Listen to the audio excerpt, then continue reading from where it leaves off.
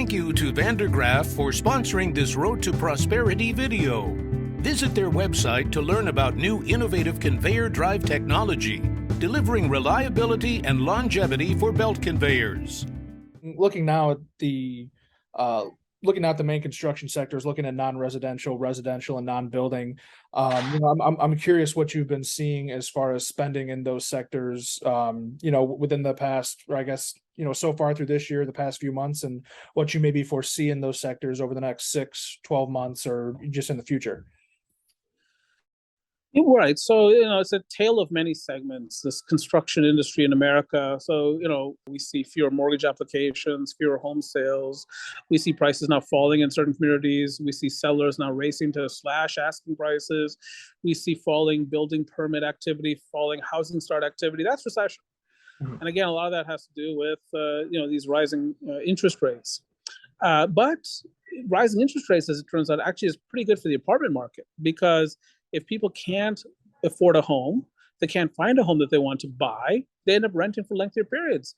So I would think that multifamily construction, particularly apartment construction, would be one of the stronger segments of construction, even if we enter a recession in 2023, because of the underlying demographics. Now, in terms of non-residential construction, there are 16 categories of non-residential construction in our country as defined by the U.S. Census Bureau. The one that has enjoyed the most construction spending growth over the course of the pandemic is manufacturing. It's manufacturing. And this reshoring story is absolutely real, that more American CEOs are thinking about bringing more of their supply chain back to America. In the 1980s, the mantra was, I'm a profit maximizer, and to be a profit maximizer, I must be a cost minimizer. And if I want to minimize cost, I make it in China or in Mexico or some other developing nation. I don't produce it in America. It's just too expensive. That mantra is really changing. America's still very expensive, mind you, but also manufacturing is more technology intensive these days, therefore less labor intensive these days. But also Chinese workers have become more expensive. The Chinese government has become more intrusive. Many of our American companies don't want to enter into involuntary joint partnerships or joint ventures with Chinese companies just to operate there. They want to protect intellectual property.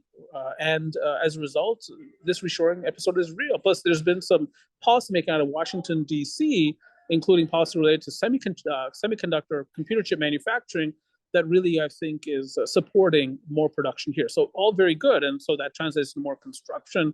I think you're going to see a lot of public construction going forward for obvious reasons. On November 15th of last year, President Biden signed the Infrastructure Investment and Jobs Act.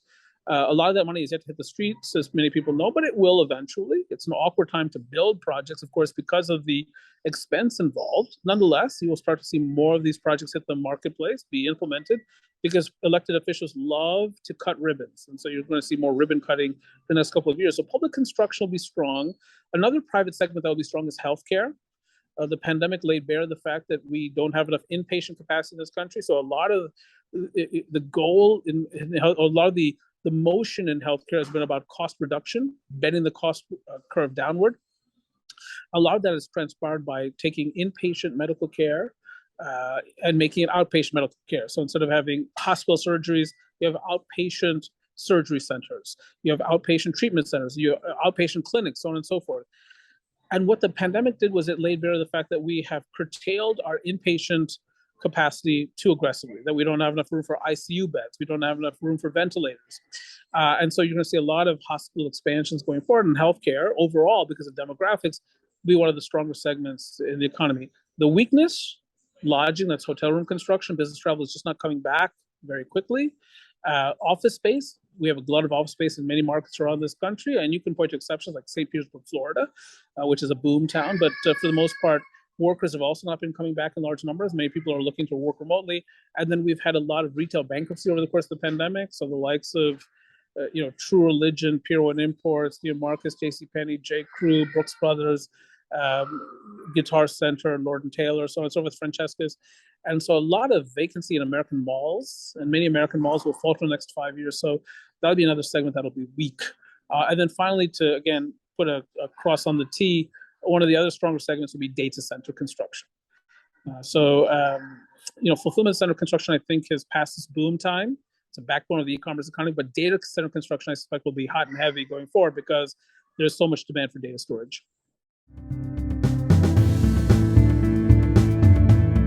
Thank you to Vandergraaf for sponsoring this Road to Prosperity video. Visit their website to learn about new innovative conveyor drive technology, delivering reliability and longevity for belt conveyors.